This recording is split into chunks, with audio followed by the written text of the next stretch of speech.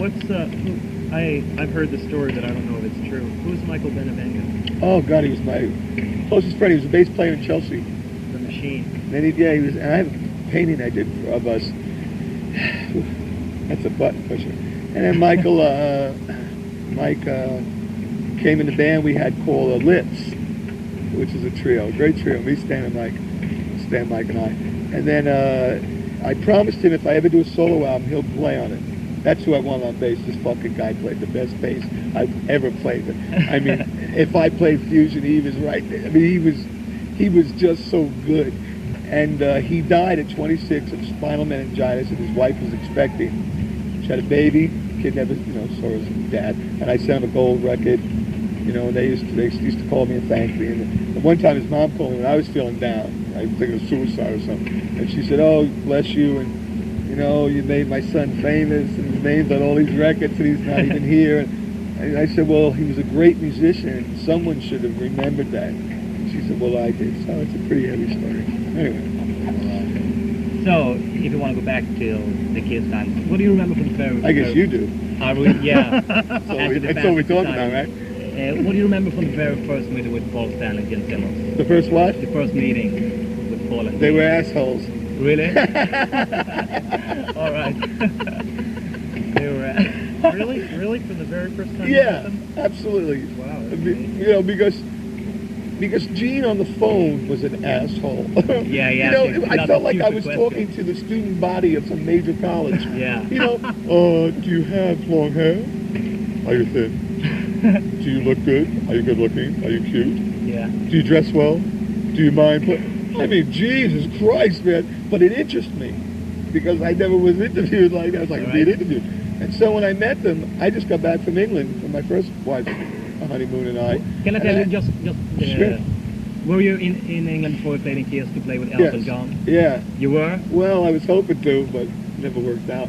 But we talked about it later on when he came to see me with Kiss. All right, I heard about what it. What a cool guy. But I loved his music. Yeah, I heard him play in a club called the Speakeasy. That's what he was doing. It's a little bit funny. Yeah, Nigel Olsen on drums, which was pretty hard to replace. It could have been you instead of Nigel Olsen. Well, I don't know. I was hoping maybe he'd die or so, or I'd hang around there every day, but it didn't work. And then when I came back, though, I had some great clothes. I had some real cool velvet, all the English clothes. My hair was all nice up. I looked like a white Jimi Hendrix.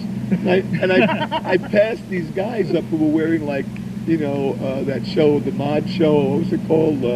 Laughing. They had these flower-like hippie shirts on. And they were standing in front. I didn't even know who they were. Yeah. And then I asked the secretary, I said, "Do you know who Gene Simmons is?" I said, "Those guys back then?" They're telling me, "Do I know how to dress? Do I do this stuff?" Yeah. And Paul kind of liked it, though. Me and Paul hit it off real good in the beginning. He wanted to hire me kind of on the spot. And then Gene said, "Let's play." And we played. It was a disaster because I had to play on some other schmucks drums. And I wasn't really used to their sound, kind of. They weren't used to my style. It was a new experience, that kind of music they played. Yeah, and then we said, we were kind of disappointed because we really wanted to play together. We knew there was something there. Yeah. Because they heard me in a club. They came down to hear me in a club, and I was wearing a pink satin scarf and a red and white blue flowered shirt, and pink pants, and white capizios, and I'm back there. And there's these three 40-year-old guys in front of me playing. They felt crazy. They went crazy on me. What was the first song you played with Gene and Paul? I think we got one of theirs. Some Wicked Lester shit or something. But when we got into something, Paul said, "Let's try this." It was Strutter.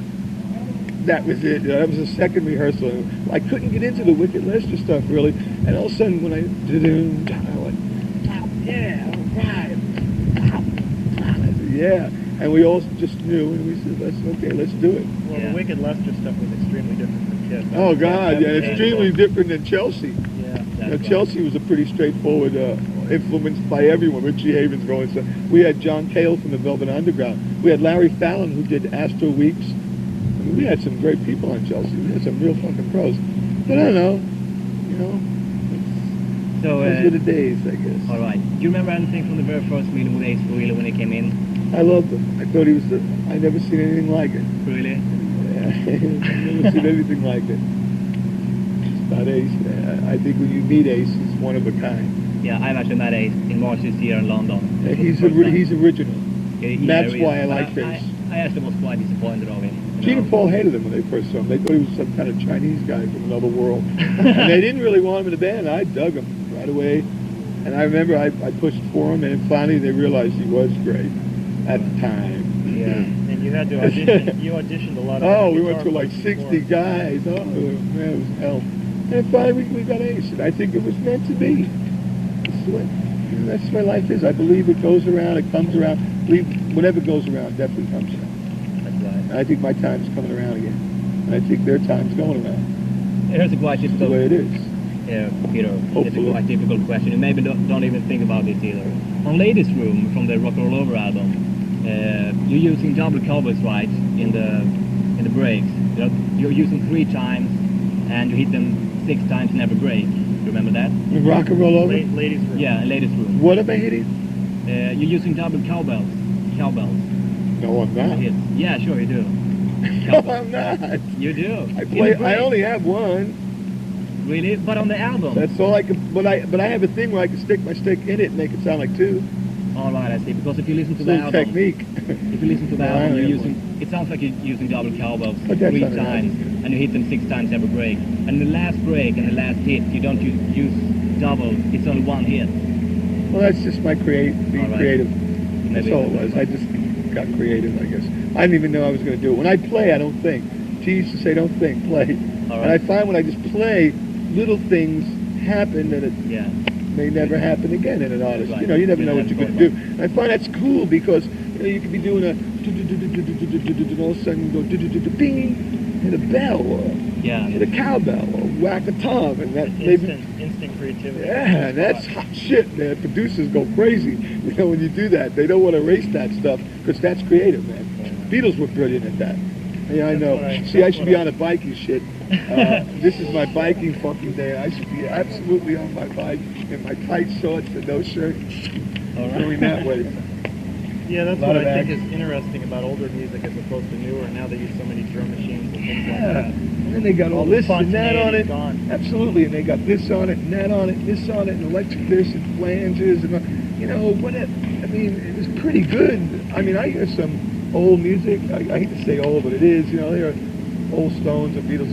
Drums sound, even Zeppelin, and Holy Zeppelin's drums were awesome. Today, everything is so perfect. Boom, boom, boom. That's Yeah, right. It's almost It's not the same unreal. feeling. Like, how could they sound like that? It's not They're the real so rock and roll feeling in the drums. exactly. And that's why I must say though, that's why with losing Roy Orbison, we lost one of the great rock and rollers That's right. about ever That's times. right. But time changes. Maybe with them. That cover it? Let me turn the tape over. Do you have to go somewhere? Are you in a hurry? I'm good for another half hour. Okay. Well, maybe what we could do then is I want to ask you some questions that don't have anything to do with Kiss, because I know Great. you're probably tired about talking about That Kiss. would be really nice. There's a lot of fans that are very interested in your personal life when you were young, before Kiss, and during that those I'd days. love to talk and about. those things have never been talked about because every time with Kiss, it was always certain things that you saw in press releases over Right. and over again, and it's and we were kinda boring. told to say certain things. Yeah, of course. So let me turn the tape over, and we'll go on. Hold on a second, please, folks.